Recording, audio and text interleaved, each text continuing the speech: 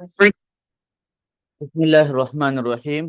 الحمد لله وكفى وسلام على عباده الذين اصطفى، أما بعد فأعوذ بالله من الشيطان الرجيم. بسم الله الرحمن الرحيم. باب ما جاء في الحيض تتناول الشيء من المسجد. یہ ابھی حیض کے مسائل چل رہے کہ حائضہ عورت کیا مسجد جا سکتی ہے یا نہیں. تو مسجد میں ان کا داخلہ منع ہے، لیکن تتناول الشیء من المسجد، اگر مسجد میں کوئی چیز پڑی ہے اس کو لے سکتی ہے وہاں سے تھوڑی دیر کے لیے. حدثنا قتيبة وحدثنا عبيدة بن حميد عن الأعمش عن ثابت بن عبيد عن القاسم بن محمد قالت عائشة قال لي رسول الله صلى الله عليه وسلم، پیغمبر نے مجھ سے کہا ناولین الخمرة من المسجد، مجھے وہ کپڑا دے رہے مسجد سے. خمرہ وہ ایک کپڑا ہے جس کے اوپر وہ نماز پڑھ سکتے ہیں، وہ مجھے دے رہے مسجد کے اندر سے.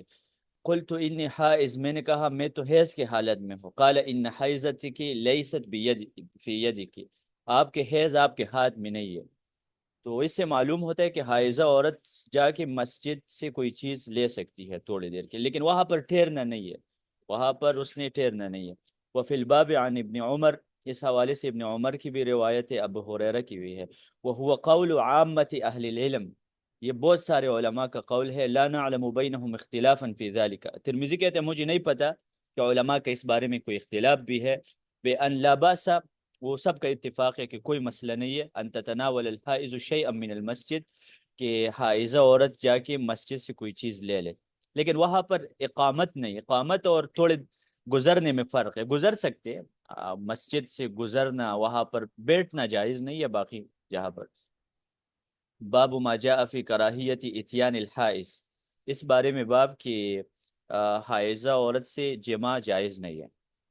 اتیان کا مطلب یہاں پر جماع ہے. حدثنا بندار قال حدثنا يحيى بن سعيد وعبد الرحمن بن مهدي قالوا حدثنا حماد بن سلمة عن حكيم الأثرم عن أبي تميمة الجهيمي عن أبي هريرة عن النبي عليه السلام قال من أتى حائزا، جو حائز عورت سے جماع کرے جو ان کی بیوی ہے، او امرأتن فی دبرها، یا اپنی بیوی سے یہ جماع کر دے، او کاہنن، یا کاہن سے، فقد کفر بما انزل علی محمد صلی اللہ علیہ وسلم، اس نے رسول اللہ صلی اللہ علیہ وسلم کے نازل کردہ شریعت پر کفر کیا جو یہ کام کرے. لیکن یہاں کفر اصغر مراد ہے، کفر اکبر مراد نہیں. یعنی یہ شخص کافر نہیں ہوگا بلکہ فاسق اور گناہگار ہوگا، اور اس کے اوپر اللہ کی لعنت ہے کہ حیض کے حالت میں جماع کرنا، یا عورت کے ساتھ دبر میں جماع کرنا، اور یا کاہن کے پاس آنا.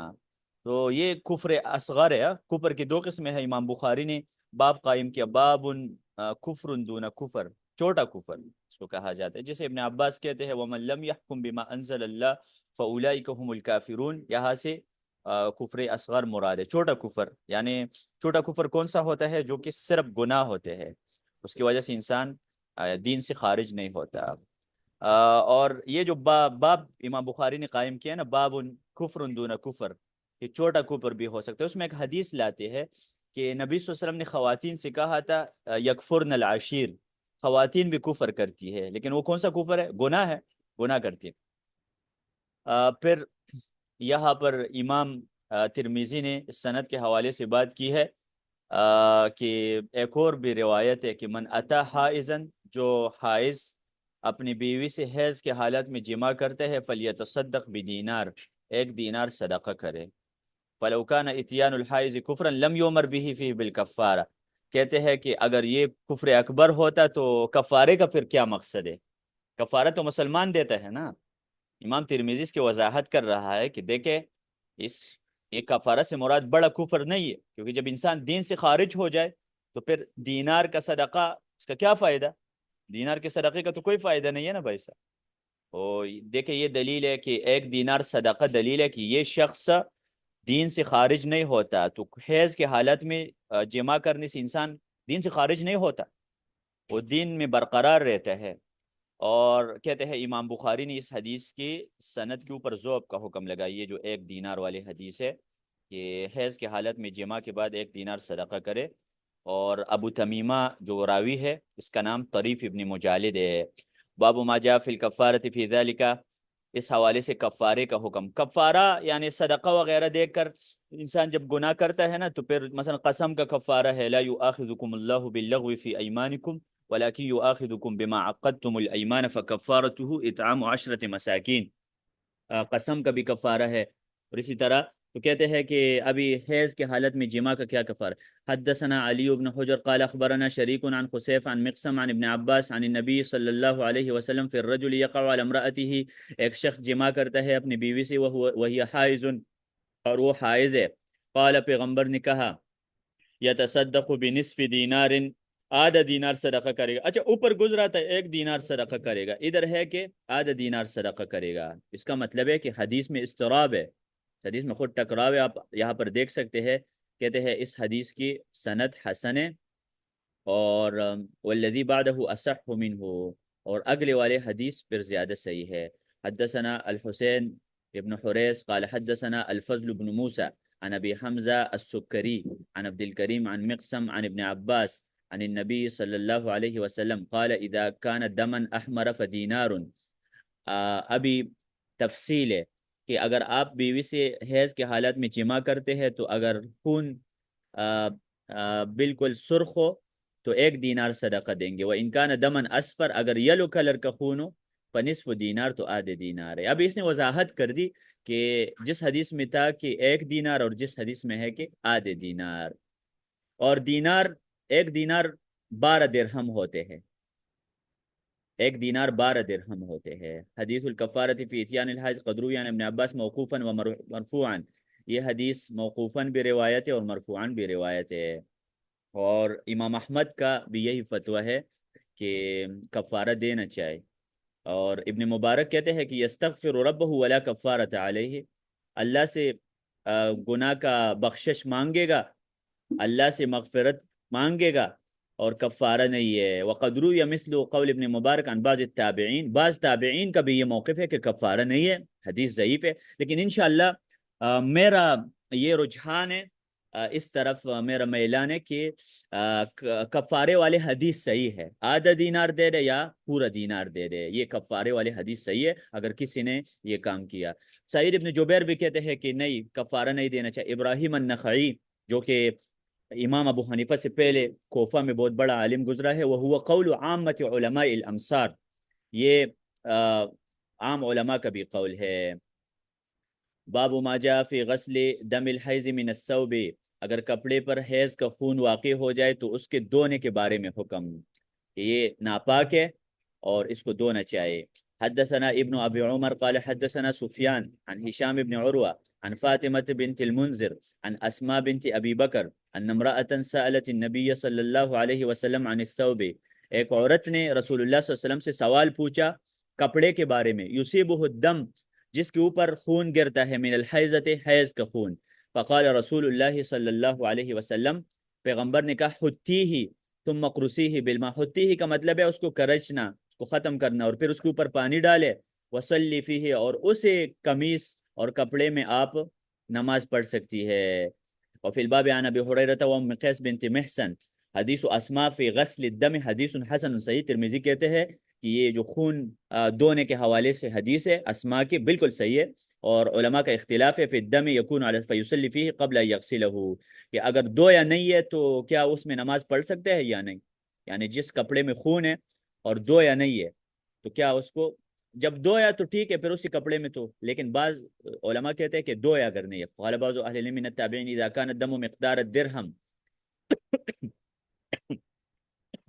اگر خون 1 درہم کی مقدار ہو، فلم یغسل ہو وصلی فیہ اعاد الصلاۃ، تو پھر نماز دوبارہ پڑھے گا، نماز نہیں ہوگی اس کی، نماز دوبارہ پڑھے گی، وہ اعاد الصلاۃ، نماز کا اعادہ کرے گا۔ اگر 1 درہم کی مقدار خون ہے حیض کا کپڑے کے اوپر، اس میں آپ نے نماز پڑھی، دوبارہ نماز کا اعادہ کر، نماز نہیں ہوگی کیونکہ ناپاک ہے، نجس ہے یہ خون۔ وقال بعضهم اذا كان الدم اکثر من قدر الدرہم اعاد الصلاۃ، بعض علماء کہتے ہیں کہ اگر درہم سے زیادہ ہو تو نماز نہیں ہوگی۔ ولم یوجب بعض العلماء من التابعین علیہ الاعادہ، اور بعض علماء کہتے ہیں کہ نہیں، کوئی مسئلہ نہیں ہے، وہ اس کی نماز ہو گئی ہے۔ باب ما جاء فی کم تمکث النفساء، اس حوالے سے باب کی نفسا، نفسا وہ عورت ہے جس کا بچہ پیدا ہو جائے، تو وہ کتنے دن تک نماز نہیں پڑھے گی؟ حدثنا نصر بن علی قال حدثنا شجاع بن الولید ابو بدر عن علی بن ابی عبد الاعلى عن ابی سهل عن مسة الازدیہ عن ام سلمہ قالت كانت النفساء تجلس في عهد رسول اللہ 40 یوما، رسول اللہ صلی اللہ علیہ وسلم کے زمانے میں جس عورت کا بچہ پیدا ہوتا تھا 40 دن بیٹھتی تھی نماز کے بغیر. وكنا نتلي وجوهنا بالورس من الكلف، وهذا حديث لا نعرفه إلا من حديث أبي سهل عن موسى. وأبو سهل کا نام کثیر بن زیاد ہے، اور امام بخاری کہتے ہیں کہ یہ جو علی بن عبد الاعلیٰ ہے ثقہ ہے، اور ابو سہل بھی ثقہ ہے، اور امام بخاری کہتے ہیں کہ مجھے بس اس حدیث کی کوئی اور طریق اور سند معلوم نہیں ہے. وقد اجمع یہاں پر ترمذی میں بخاری کا تذکرہ کیوں ہو رہا ہے؟ کیونکہ امام ترمذی بخاری کا شاگرد ہے، اور علماء کا اجماع ہے علی ان النفساء تدع الصلاۃ 40 یوما، کہ جو عورت ہے وہ 40 دن نماز چھوڑے گی. لیکن اگر مثلا 10 دن بعد اگر اس کا خون بند ہو جائے تو پھر 10 دن بعد بھی وہ نماز پڑھ سکتی ہے. یہ 40 دن یہ میکسیمم ٹائم ہے، ایک منمم کوئی نہیں معلوم نہیں ہے، لیکن میکسیمم ٹائم اس کا 40 دن ہے. الا ان ترى الطهر قبل ذلك، اگر اس کو 30 دن بعد خون بند ہو جائے یا صاف ہو جائے یا 20 دن بعد صاف ہو جائے تو تب بھی ٹھیک ہے. فإنها تغتسل وتصلي، پھر غسل کرے اور نماز پڑھے. فإذا رأت الدم بعد ال40، 40 دن کے بعد بھی اگر خون نظر آ جائے پھر کیا کرے؟ میکسیمم تو 40 دن ہے. فإن أكثر أهل العلم قالوا لا تدعوا الصلاة بعد ال40، اکثر علماء کہتے ہیں کہ 40 دن کے بعد کوئی نماز نہیں چھوڑے گی، خون نکل آئے کوئی مسئلہ نہیں. اور یہ اکثر فقہا کا قول ہے، اور سفیان ثوری کا، ابن المبارک اور شافعی اور احمد کا. ويروى عن الحسن البصری، حسن بصری کہتے ہیں انها تدع الصلاة 50 يوما، کہ 50 دن نماز چھوڑے گی. اذا لم تر الطهر، اگر وہ صاف نہ ہو جائے. لیکن یہ صحیح نہیں ہے، رسول اللہ صلی اللہ علیہ وسلم کہتے ہیں 40 دن بس، یہ ٹھیک ہے. 40 دن کے بعد وہ کوئی نماز نہیں چھوڑے گی بھائی. وَيُرْوَى عَنْ عَطَاء بْنِ أَبِي رَبَاحٍ 60 يَوْمًا، اور بعض نے تو کہا 60 دن، لیکن اس کی کوئی دلیل نہیں ہے. 40 دن بہرحال 3 اقوال ہو گئے، 40 دن، 50 دن، 60 دن، اور اس میں راجح موقف 40 دن والا ہے میکسیمم. اگر 40 دن سے کم بھی بند ہو جائے تو ٹھیک ہے. باب ما جاء فی الرجل یطوف علی نسائه بغسل واحد، کسی شخص نے زیادہ شادی کی ہے تو تمام خواتین کے ساتھ ایک غسل کے ساتھ جمع کر سکتے ہیں. یہ نہیں ہے کہ ایک بیوی کے ساتھ جمع کیا پھر غسل کیا پھر جمع کیا.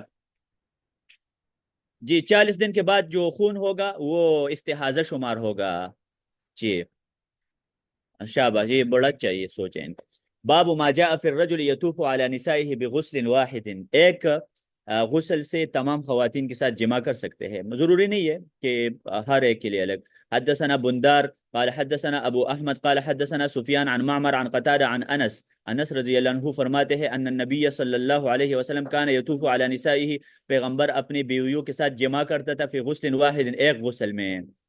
یعنی ایک بیوی کے ساتھ جمع کیا پھر گیا دوسری کے ساتھ تیسری کے ساتھ چوتھے، اور لیکن بیچ میں غسل نہیں کیا. وهو قول غیر واحد من اهل العلم منهم الحسن البصری لا باس يعود قبل يتوضا، وضو کرے بیچ میں وہ اچھا ہے لیکن ضروری نہیں ہے. جی باب ما جاء اذا اراد ان يعود توضا، یہ دیکھیں امام ترمذی ہر مسئلے پر باب قائم کر رہا ہے. ان کا ایک خصوصیت ہے، پھر بھی کہتے ہیں اہل حدیث کی فقہ کی کتاب نہیں ہے. یہ کیا ہے؟ یہ فقہ نہیں ہے. اور فقہ کیا ہوتے ہیں؟ اتنے مسئلے بتا رہا ہے، کہتے فقہ کی کتاب نہیں ہے. تو اللہ کے بندو یہ ہماری فقہ کی کتابیں ہیں نا. باب ما جاء اذا اراد ان يعود، اگر ایک بیوی سے جمع کیا اور دوسری بیوی سے جمع کرنا چاہتے ہیں یا اس سے دوبارہ، تو صرف وضو کر سکتے ہیں. حدثنا حناد قال حدثنا حفص بن غیاث عن عاصم چلو عن ابي المتوكل عن ابي سعيد الخدري عن النبي صلى الله عليه وسلم قال اذا اتى احدكم اهله ثم اراد ان يعود، جب ایک شخص اپنی بیوی سے جمع کرتا ہے اور پھر اس سے دوبارہ جمع کرنا چاہتے ہیں اسی ٹائم، فلیتوضا بینہما وضوءا، دو جمع کے درمیان وضو کرے. یا ایک بیوی سے جمع کیا دوسری کے پاس جاتا ہے اسی رات تو بیچ میں وضو کرے.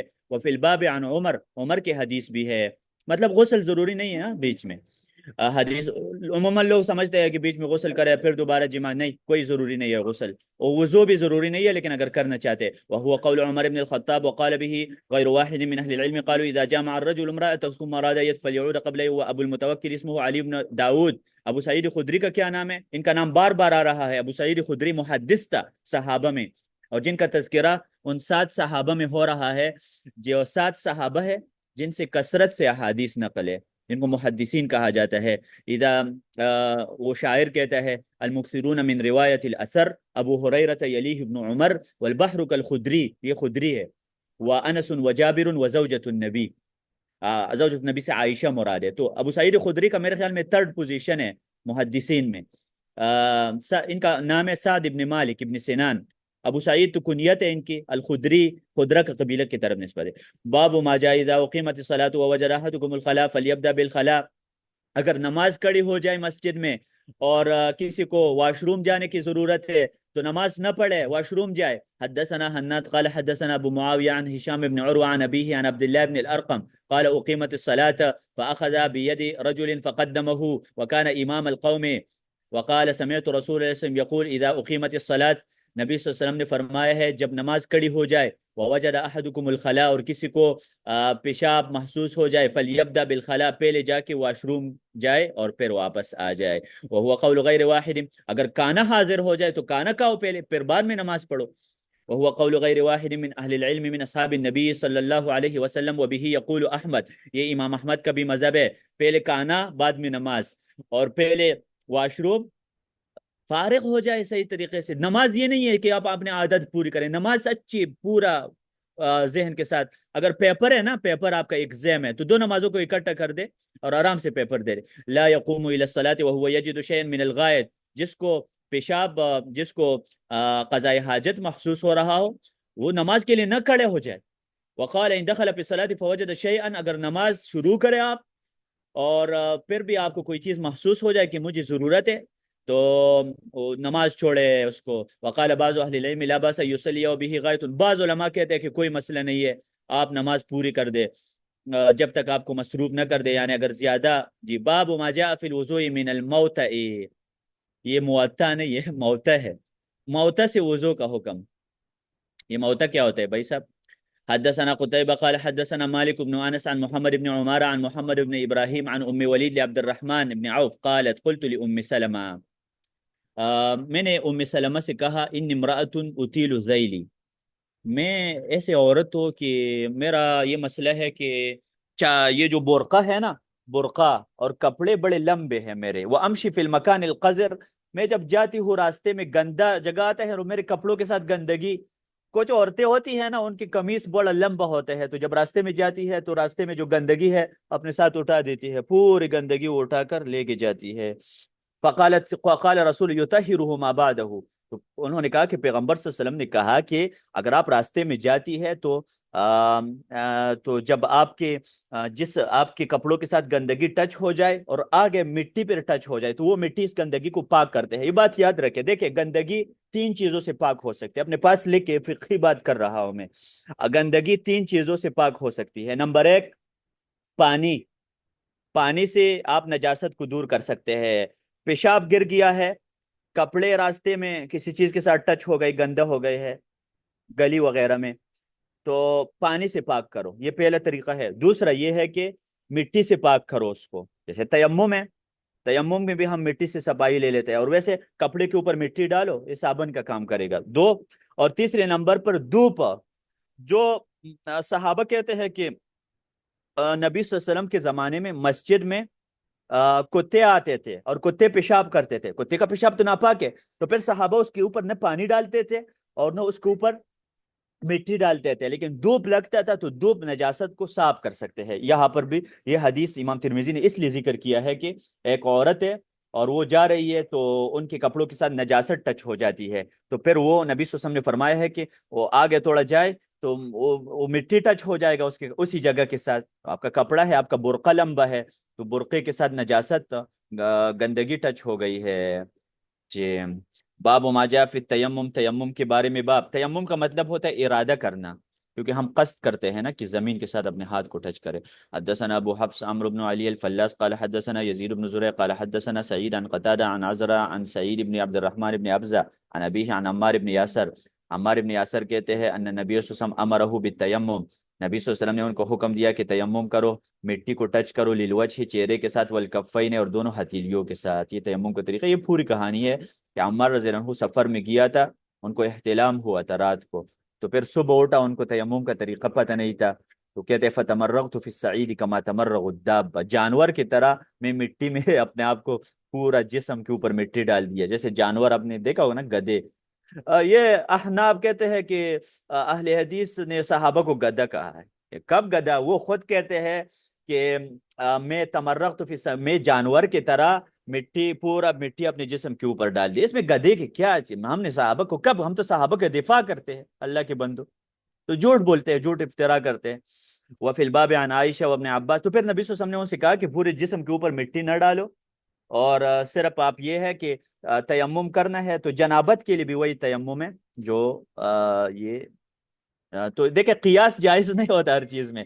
اس صحابی نے قیاس کیا تھا کہ غسل میں ہم یہ کرتے ہیں کہ غسل میں پوری جسم پر پانی ڈالتے ہیں، تو تیمم جب غسل کی جگہ کریں گے تو تب بھی پورا مٹی اپنے جسم کے اوپر ڈالیں گے۔ نہیں، قیاس نہیں کرتے، قیاس دین میں ہر جگہ نہیں چلتا۔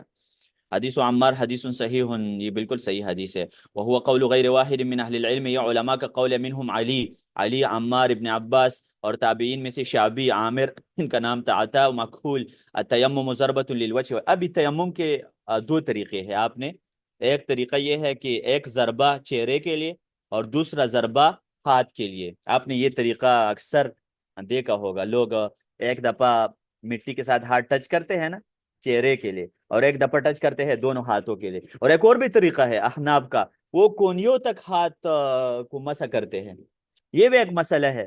تو اس میں انشاءاللہ راجح یہ ہے کہ ایک ضربہ ہے، ایک چہرے کے لیے ہے اور ایک ہاتھ، دونوں کے لیے ایک ہی ضربہ ہے۔ زمین کو ایک دفعہ ٹچ کرو، اور اس کے، اور دوسری بات یہ ہے، بات یاد رکھے، تیمم کے لیے مٹی کا ہونا ضروری نہیں ہے۔ آپ ریت پر بھی تیمم کر سکتے ہیں، سیمنٹ پر بھی کر سکتے ہیں، دیوار پر بھی کر سکتے ہیں، اور امام شافعی کا مذہب غلط ہے کہ وجعلت تربتها، وہ حدیث استدلال کرتے ہیں، وہ مفہوم اللقب ہے، مفہوم اللقب سے استدلال ضعیف ہے، یہ اصول فقہ کا قاعدہ ہے۔ تو اس لیے نا مٹی ضروری نہیں ہے تیمم کے، اللہ تعالیٰ نے کہا فتیمموا صعیدا طیبا، سعید سے تیمم کرے، سعید زمین کا اوپر حصہ ہوتا ہے، اور یہ امام احمد کا قول ہے۔ اور بعض علماء کہتے ہیں کہ نہیں بھائی صاحب، التیمم ضربۃ للوجہ، دو ضربے ہیں، ایک ضربہ چہرے کے لیے ہے، وضربۃ للیدین الی المرفقین، اور ایک ضربہ کونیوں تک ہے، اور میں نے آپ کو کہا کونیوں تک نہیں ہے، یہ جو ان کا، یہ امام مالک کا مذہب ہے، ابن مبارک اور شافعی کا ہے، ان کے پاس بھی حدیث ہے، اگر کوئی اس پر عمل کرنا چاہتے ہیں تو اللہ عالم، لیکن سب سے صحیح طریقہ یہ ہے کہ ایک ضربہ ہے دونوں کے لیے، اور ہاتھ کونیوں تک نہیں ہے، ہاتھ ادھر تک ہے جہاں پر چور کا ہاتھ کاٹا جاتا ہے۔ حدثنا یحیی بن موسیٰ قال حدثنا سعید بن سلیمان قال حدثنا هشام عن محمد بن خالد القریشی عن داؤد بن حسین عن اکرمہ عن ابن عباس انه سئل عن التیمم، ابن عباس سے سوال پوچھا گیا تیمم کے بارے میں، فقال، انہوں نے کہا، ان اللہ قال فی کتابہ حین ذکر الوضوء، اللہ تعالیٰ نے قرآن مجید میں تیمم کا تذکرہ کر دیا ہے اور وضو ذکر کیا، تو اللہ نے کہا فاغسلوا وجوہکم وایدیکم الی المرافق، تیمم کے بارے میں اللہ کہتے ہیں فامسحوا بوجوہکم وایدیکم منہ، یعنی مٹی سے، اور اللہ نے قرآن میں کہا والسارق والسارقۃ فاقطعوا ایدیہما۔ ابھی سن لے، دیکھیں ابن عباس کتنا ماہر انسان ہے، کہتے ہیں چور کا ہاتھ تو ہم کونیوں تک نہیں کاٹتے نا، چور کا ہاتھ ادھر تک کاٹتے ہیں نا، تو تیمم بھی ادھر تک ہونا چاہیے، اتنا اچھا استدلال ہے ان کا۔ فکانت السنت فی القطع الکفین، کہتے ہیں جب آپ چور کا ہاتھ کاٹتے ہیں تو ہتھیلیاں کاٹتے ہیں نا، انما الوجہ والکفان، یعنی تیمم میں بھی آپ کونیوں تک نہ کرے۔ یہاں پر ہمارے ایک دور دلیل بھی مل گئی کہ جو امام ابو حنیفہ کا مذہب ہے، یا جو کچھ علماء کا کہ کونیوں تک، ٹھیک ہے ان کے پاس دلیل ہے، لیکن سب سے صحیح طریقہ تیمم کا یہ کونیوں تک نہیں ہے۔ باب فی الرجل یقرأ القرآن علی کل حال ما لم یکن جنبا، ہر حالات میں قرآن پڑھ سکتے ہیں، بے وضو ہو یا باوضو ہو، لیکن جنابت کے حالات میں قرآن نہ پڑھے۔ حدثنا ابو سعید الاشج قال حدثنا حفص بن غیاث وعقبہ بن خالد قال حدثنا الاعمش وابن ابی لیلہ عن عمرو بن مرہ عن عبداللہ بن سلمہ عن علی فرماتے ہیں کان رسول اللہ یقرؤنا القرآن علی کل حال، پیغمبر ہر حالات میں قرآن پڑھتا تھا، ما لم یکن جنبن، لیکن جنابت کے حالات میں نہیں پڑھتا تھا۔ تو قرآن مجید میں ہم نے کل بھی کہا تھا کہ حیض کے حالت اور جنابت کے حالت میں قرآن کو نہیں پڑھنا چاہیے۔ جی، اس کے بعد وَبِهِ قال غیر واحد من اہل العلم، اس حدیث پر کئی علماء نے عمل کیا، قالوا، انہوں نے کہا یقرأ الرجل القرآن علی غیر وضو، بغیر وضو کے بھی قرآن پڑھ سکتے ہیں۔ ہاں، ایک اور مسئلہ آتا ہے یہاں پر کہ کیا بغیر وضو کے قرآن ٹچ کر سکتے ہیں یا نہیں، تو اس میں علماء کے دو رائے ہے۔ شیخ البانی سمجھتا ہے کہ قرآن مجید کو بغیر وضو ٹچ کر سکتا ہے، اور انشاءاللہ یہ راجح مذہب ہے کہ بغیر وضو کو قرآن مجید کے ساتھ ہاتھ لگا سکتے ہیں۔ جس حدیث میں ہے کہ لا یمس القرآن الا طاہر، طاہر سے مراد وضو نہیں ہے۔ اور یہاں پر ایک اصولی قاعدہ بھی فٹ آتا ہے کہ جب حقیقی معنی اور لغوی معنی میں ٹکراؤ آ جائے تو حقیقت شرعی کو مقدم کیا جاتا ہے۔ وہ تو پھر شیخ البانی کے اوپر رد ہے کہ طاہر سے مراد تو شریعت میں وضو مراد لیا جاتا ہے نا، طاہر کا لفظ وضو کے لیے استعمال ہوتا ہے، اور قرآن میں بھی ہے لا یمسہ الا المطہرون۔ شیخ البانی کہتے ہیں مطہرون مسلم پاک ہوتا ہے، جیسے اوپر حدیث میں ہم نے پڑھا تھا کہ نبی صلی اللہ علیہ وسلم نے ابو ہریرہ سے کہا تھا کہ آپ تو پاک ہے اگر کہ آپ جنابت کے حالت میں ہے، المؤمن لا ینجس، مومن کبھی ناپاک نہیں ہوتا، تو مومن تو طاہر ہوتا ہے نا، وضو میں ہو یا غیر وضو میں ہو، تو پھر آپ قرآن اٹھا، لیکن میرے خیال میں احتیاط اس میں ہے کہ وضو کے ساتھ قرآن اٹھایا جائے، لیکن کچھ علماء کا یہ رائے ہے کہ وضو کے بغیر بھی قرآن پڑھنا تو جائز ہے، لیکن ہاتھ لگانے میں مسئلہ ہے، ولا یقرؤ فی الصحف الا وهو طاہر، اور علماء کہتے ہیں کہ وضو کے حالات میں مصحف اٹھائیں گے، اور امام شافعی باب ما جاء فی البول یصیب الارض، اگر پیشاب زمین کے اوپر گر جائے، بچہ آ کر پیشاب کرے، اور کبھی بڑے آ کر بھی زمین کے اوپر پیشاب کرتے، واش روم کا پتہ نہیں ہوتا، اب یہاں پر بڑے نے کیا تھا نا، تو پھر کیا کریں گے؟ پورا زمین اکاڑیں گے؟ کیا کریں گے؟ ترمذی آپ کو سمجھائے گا کہ کیا کریں گے۔ احناف کہتے ہیں کہ پورا ٹیل نکالو پورا ٹیل نکال دو، جہاں پر بچہ پیشاب کرے، تو آج کل تو ہمارا ٹیل لگا ہے نا، سیمنٹ لگے ہے، کہتے ہیں پورا گھر خراب کر دو، نیا ٹیل لگا دو، کچھ لوگ یہ بھی کہتے ہیں، تو ترمذی کہتے ہیں بھائی صاحب اس کی ضرورت نہیں ہے، آپ پانی ڈالو تھوڑا سا اور پھر اس کو صاف کر دو، بھائی صاحب پانی نکال دو باہر، کوئی مسئلہ نہیں ہے، اس میں کیا مسئلہ ہے؟ پانی ڈالو اس کے اوپر، مٹی بھی ہو تو مٹی نہیں نکالنا چاہیے گھر سے، آج کل مٹی ملتا بھی نہیں ہے باہر، اگر مٹی والا گھر ہو تو اس میں کسی نے بچے نے پیشاب کیا تو اس کے اوپر پانی ڈالو، بس مٹی نہیں نکالنا۔ باب ما جاء فی البول یصیب الارض، زمین کے اوپر پیشاب آ جاتا ہے، اس حوالے سے کیا حکم ہے؟ وہ مشہور حدیث ہے، دخل اعرابی المسجد، ایک بدو شخص آیا، ان کو نہیں پتا تھا شریعت کے احکام کے بارے میں، اللہ سبحانہ و تعالی نے بھی قرآن میں کہا ہے الاعراب اشد کفرا ونفاقا، ان میں کفر بھی زیادہ ہے، نفاق بھی زیادہ ہے، واجدر الا يعلم حدود ما انزل اللہ علی رسولہ، اور ان کو اللہ تعالیٰ کے احکام کا بھی نہیں پتا۔ تو اس طرح شخص آیا، فبال فی والنبی صلی اللہ علیہ وسلم جالس، پیغمبر مسجد میں بیٹھے تھے، فصلی، پیغمبر نے نماز پڑھی، فلما فرغ، تو وہ شخص جب فارغ ہوا، قال اللہم ارحمنی ومحمدا ولا ترحم معنا احد، اے اللہ تعالیٰ میرے اوپر رحمت کرے اور محمد کے اوپر رحمت کرے، یہ جو باقی صحابہ ہیں ان کے اوپر رحمت نہ کرے۔ اب یہ کہانی ہو چکی تھی، ایک دفعہ وہ آیا تھا، صحابہ نے ان کو ڈانٹا، آپ کیوں کھڑے ہو کر پیشاب کرتے ہیں مسجد کے اندر، مسجد کے اندر اس نے پیشاب کیا تھا زمین پر، تو صحابہ نے ان کو تو یہاں پر دیکھیں یہ بات کا واقعہ ہے کہ یہ شخص آیا اور اس نے کہا اللہ محمد صلی اللہ علیہ وسلم کے اوپر رحمت کرے، میرے اوپر کرے، اور صحابہ کے اوپر رحمت نہ کرے، فالتفت الیہ نبی صلی اللہ علیہ وسلم، نبی صلی اللہ علیہ وسلم نے ان کی طرف دیکھا، فقال لقد تحجرت واسعا، اللہ کی رحمت تو وسیع ہے، آپ نے تنگ کر دیا، کیوں بھائی؟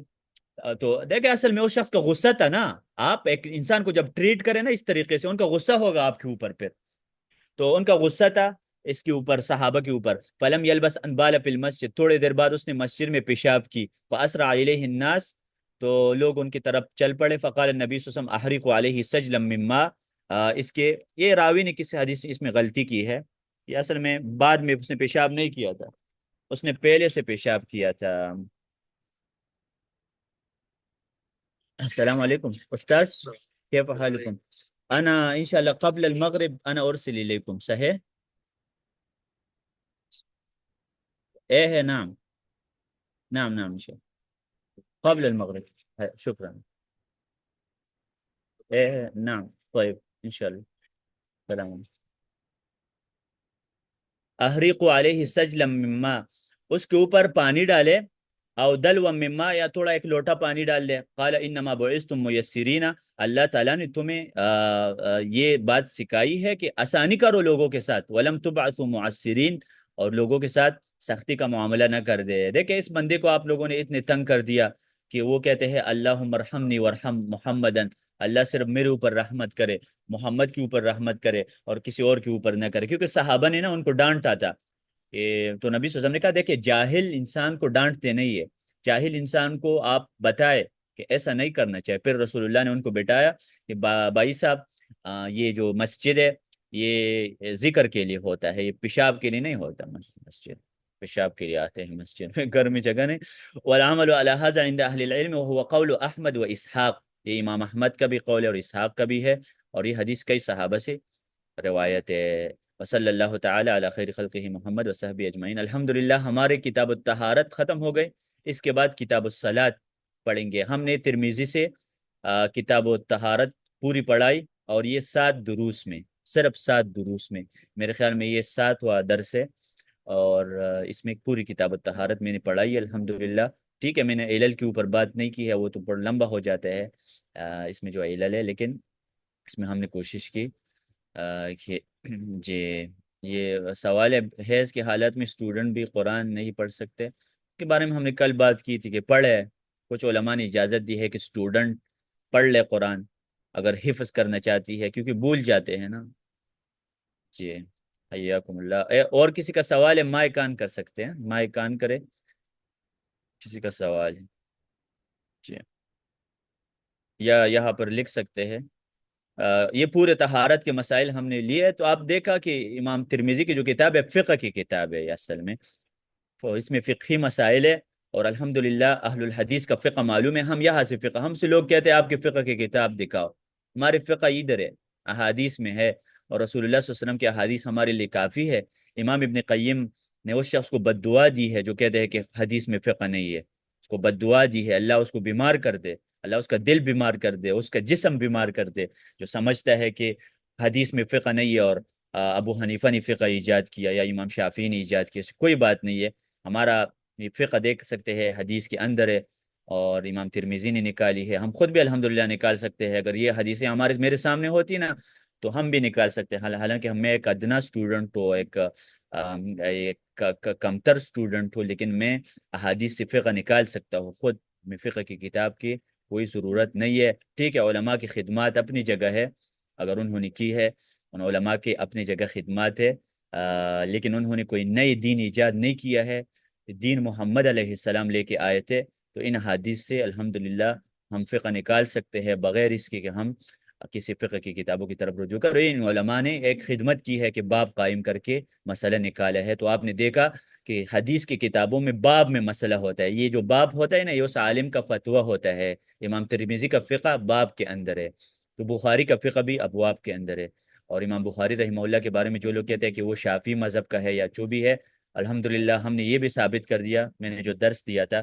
کہ تقریباً نماز کے 5 مسائل میں امام ابو حنیفہ امام بخاری نے 4 مذاہب کو چھوڑا تھا، کہاں سے وہ مقلد بنا؟ زکوٰۃ کے مسائل میں امام بخاری نے 4 مذاہب کو چھوڑا ہے، تو یہ جی حیض کے حالات میں عورت قرآن کی تلاوت کر سکتی ہے، اس کے بارے میں ہم نے کل بات کی تھی نا، لیکن ترمیزی کا کہنا ہے کہ نہیں پڑھے، قرآن بالکل نہ پڑھے، اختلاف ہے علماء کا۔ امام ترمیزی کہتے ہیں امام ترمیزی کہتا ہے کہ نہیں پڑھ سکتی ہے، اس میں وہ کہ حدیث لایا ہے وہ کہ لا تقرأ الحائض شیئا من کتاب اللہ، حائض نہ پڑھے، لیکن وہ حدیث ضعیف ہے جس میں ہے کہ حائضہ بالکل قرآن نہ پڑھے۔ پڑھ سکتی ہے اس شرط کے ساتھ کہ قرآن کے ساتھ ہاتھ ٹچ نہ کر دے، موبائل سے پڑھے، اور دوسرا یہ کہ ان کو ضرورت ہو، کوئی اور حافظہ نہ ہو بچوں کو قرآن پڑھانے والی ان کے علاوہ، اور دوسرا ہے کہ ان کے قرآن بھول جاتی ہے، اگر کسی عورت کی یہ عادت ہے کہ 2-3 سپارے پڑھتی ہے تو پھر اس کو جاری رکھے، سٹاپ نہ کر دے۔ جی حیاکم اللہ۔ اور کسی بھائی کا سوال ہے تو وہ پوچھ سکتے ہیں یہاں پر۔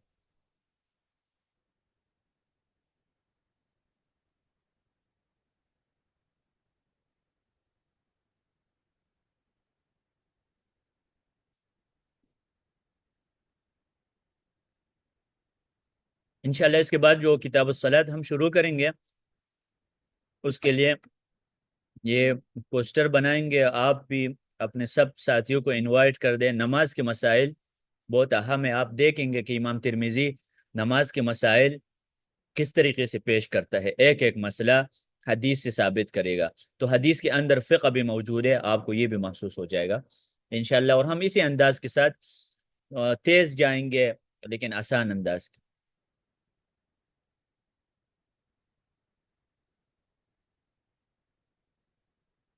نہیں، جب پیشاب واش روم سے نکلے اور پیشاب کے قطرے محسوس ہو تو آپ اس کے اوپر، کپڑے کے اوپر پانی ڈال دیں. یہ نزح اس میں گزرا تھا نا کتاب الطہارہ میں. کپڑوں کے اوپر پانی ڈال دے اور اتنا کافی ہے. باقی پھر بھی اگر آپ کچھ شخص نماز میں کھڑا ہوتے ہیں، اس کا بھی پیشاب نکلتا ہے، اس کو پھر ایک اور مسئلہ ہے، یہ میں ادھر لکھتا ہوں، سلسلۃ البول، سلسل البول والا مسئلہ. یہ الگ مسئلہ ہے فقہی. ایک شخص ہے نماز پڑھ رہا ہے اور اس کے پیشاب جاری ہے، نکلتے ہیں، تو یہ تو بیماری ہے نا سلسل البول والا، تو وہ پھر نماز پڑھے، وہ کوئی مسئلہ نہیں ہے، اس کی نماز ہو جائے گی.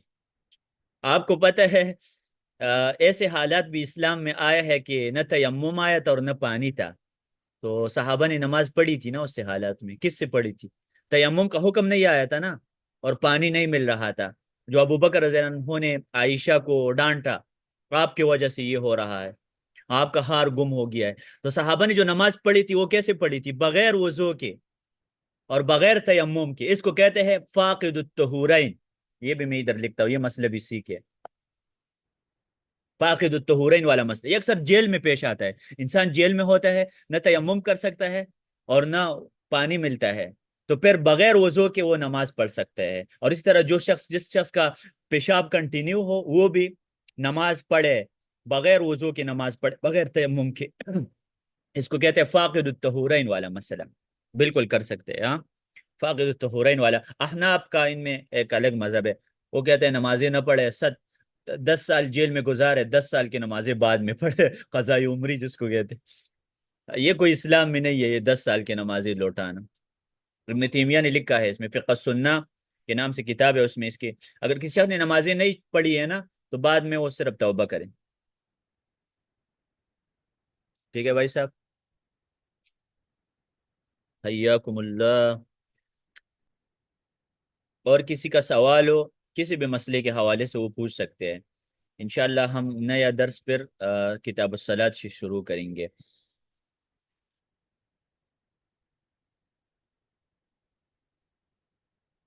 جی، آپ کو پرسنل میسج کر دیا ہے، 2 میسج سب کو شو نہیں ہوئے. کون سا میسج بھائی صاحب؟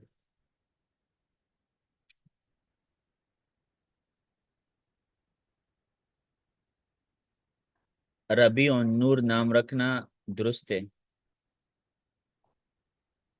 اس طرح ربیع النور اس طرح، وَمَن لَمْ يَحْكُمْ بِمَا أَنزَلَ اللَّهُ فَأُولَٰئِكَ هُمُ الْكَافِرُونَ. یہ کفر اکبر مراد ہے یا کفر اصغر مراد ہے؟ دیکھیں بھائی، اس حوالے سے جی علماء کا اختلاف ہے. عبداللہ ابن عباس تو کہتے ہیں کہ کفر اصغر مراد ہے، چھوٹا کفر، کیونکہ خوارج اس آیات سے استدلال کرتے تھے کہ علی کافر ہے. تو خوارج استدلال کرتے تھے کہ علی کافر ہے اس آیات سے. تو عبداللہ ابن عباس نے کہا تھا لیس بالکفر الذی تذهبون الیہ، یہ جو آپ لوگ بڑا کفر لیتے ہیں، بڑا کفر مراد نہیں ہے، ادھر چھوٹا کفر مراد ہے. لیکن آپ کو پتہ ہے اللہ سبحانہ و تعالی نے قرآن میں 3 حکم لگائے ہیں جو اللہ کے قانون پر فیصلے نہیں کرتے. وَمَن لَمْ يَحْكُمْ بِمَا أَنزَلَ اللَّهُ فَأُولَٰئِكَ هُمُ الْكَافِرُونَ وَمَن لَمْ يَحْكُمْ بِمَا أَنزَلَ اللَّهُ فَأُولَٰئِكَ هُمُ الْفَاسِقُونَ وَمَن لَمْ يَحْكُمْ بِمَا أَنزَلَ اللَّهُ فَأُولَٰئِكَ هُمُ الظَّالِمُونَ. ظالمون، کافرون، فاسقون. تو اس سے معلوم ہوتا ہے کہ جو حکمران ہوتا ہے اس کی تقریباً 3 حالات ہے. ہمیشہ وہ کافر نہیں ہوگا بڑے کفر کے ساتھ. اور اس میں کافی اختلاف چل رہا ہے علماء کا. اگر کہ کچھ علماء اس ابن عباس کے قول کو ضعیف کہہ رہے ہیں کہ اس میں شیم ابن حجیر راوی ہے جو اس نے کہا کہ یہ کفر دونوں کفر ہے، چھوٹا کفر ہے. لیکن امام ابن قیم اور شیخ ابن باز وغیرہ نے حکمران کے 10 حالات بنائے ہیں. ویسے میں نے تو کہا 3 حالات ہے، لیکن حکمران کے 10 حالات بن سکتے ہیں. جی، یہ علماء نے بنائے ہیں. کبھی وہ فاسق ہوگا، اکثر حالات میں حکمران گناہگار ہے جو اللہ کے قانون پر فیصلے نہیں کرتے. آج کل کتنے حکمران اللہ تعالیٰ کے قانون پر فیصلے نہیں کرتے، تو اس کو تو کافر نہیں کہتے نا علماء، وہ تو گناہگار ہے صرف. بہرحال یہ ایک تفصیلی مسئلہ ہے، واللہ تعالی اعلم. جی، ربی النور، اس نام میں کوئی مسئلہ نہیں ہے. ربی نور یعنی میرا رب نور ہے، اللہ نور السماوات، ٹھیک ہے، ربی نور. اچھا، میں آپ کو نا ایک کتاب کا حوالہ دے دوں، اگر آپ کو عربی آتی ہے وہ کتاب ضرور پڑھے. کون سے نام رکھنا ہے کون سے نہیں رکھنا ہے، اس کی رولز ہے اس کتاب میں. ابن قیم نے لکھی ہے، بڑی اچھی کتاب ہے، میں اکثر وہ یاد آ جاتے ہیں لوگ، تحفۃ المودود باحکام المولود، یہ کتاب پڑھے۔ اس میں امام ابن قیم لکھتا ہے کہ جس نام میں مبالغہ ہونا وہ نام نہیں رکھنا چاہے، جیسے روح اللہ ہے، روح اللہ میں مبالغہ ہے، یہ نام نہیں رکھنا چاہے، ولید نام نہیں رکھنا چاہے، اسی طرح کچھ نام ہے نا وہ نہیں رکھنے چاہے۔ تو اس نے پوری تفصیل کے ساتھ بتائی ہے، تحفۃ المودود بے احکام المولود، اللہ کا گفٹ اور بچے کے احکام ہے اس میں۔ اور اچھی سی نام رکھا کرے نا بھائی صاحب، یہ نام رکھے، یہ ابلا، یہ میں لوگوں کو بتاتا ہوں کوئی بھی نہیں رکھتا، میں تک گیا، جو بچی پیدا ہوتی ہے مجھ سے کال کرتے ہیں میں نام رکھوں، کیا نام رکھا ہے؟ اقرا نام رکھا ہے، کیا نام رکھا ہے؟ فاطمہ نام رکھا ہے، کوئی پاکستانیوں کو ہاں جی یہ نام رکھے ابلا، ابلا کا مطلب ہے عاقلہ، عاقلہ، جی اس کا مطلب ہے عاقلہ یعنی عقل والی عورت، اس کو رکھنا چاہے، عرب رکھتے ہیں، میں جس کو بھی بتاؤ وہ پختون لوگ ہیں نا وہ نہیں رکھتے، کیونکہ دیکھیں پختون لوگ نام بگاڑتے ہیں، محمد نام رکھتے ہیں پھر محمد بولتے ہیں، اور کوئی اور نام رکھتے ہیں تو پھر اس کو بگاڑتے ہیں نام، تو اس لیے وہ کہتے ہیں ہم یہ نام نہیں رکھتے ابلا، کیونکہ اس کو ہم بگاڑیں گے، لوگ بگاڑیں گے، پھر ابلا بولیں گے، اور کوئی ٹبلا بولے گا اور کوئی مبلا بولے گا، لیکن اگر آپ پڑھ سکتے ہیں تجوید کے ساتھ ابلا پڑھ سکتے ہیں، نہیں نہیں ابلا، ابلا نہیں ہے، صحیح ہے ابلا عین کے ساتھ، ابلا تجوید کے ساتھ۔ وہ ہمارا ایک استاذ تھا، وہ کہتے ہیں کہ ہمارا ہم جب کسی کو بلاتے تھے تجوید کے ساتھ بلاتے تھے، یا حارث تعال، تجوید کے ساتھ یا حارث تعال، لیکن مسئلہ یہ ہوتا ہے کہ یہ پنجابیوں کی تجوید بھی صحیح نہیں ہوتی نا، یہ لوگ عین کو نہیں پڑھ سکتے، پھر ابلا بولیں گے، ابلا نہیں، اور ان کا تو قاف بھی صحیح نہیں ہوتا، قلب کو قلب، تو یہ ٹھیک ہونا چاہیے، اگر کسی کی تجوید صحیح ہے تو اس طرح نام رکھنا چاہیے بھائی صاحب۔ ہاں جی، اچھے سے نام رکھا کرے، نام کا اثر ہوتا ہے، ہاں نام کا اثر ہوتا ہے، پیغمبر صلی اللہ علیہ وسلم نے نام اس لیے چینج کیا ہے کچھ صحابہ کا، ایک صحابہ کا نام تھا کیڑا، تو رسول اللہ صلی اللہ علیہ وسلم نے اس کو چینج کر دیا، ہاں جی جول نام تھا اس کا، یہ چینج کر، یہ جول کیڑا کو کہتے ہیں، نام چینج کر سکتے، ٹھیک ہے بھائی صاحب،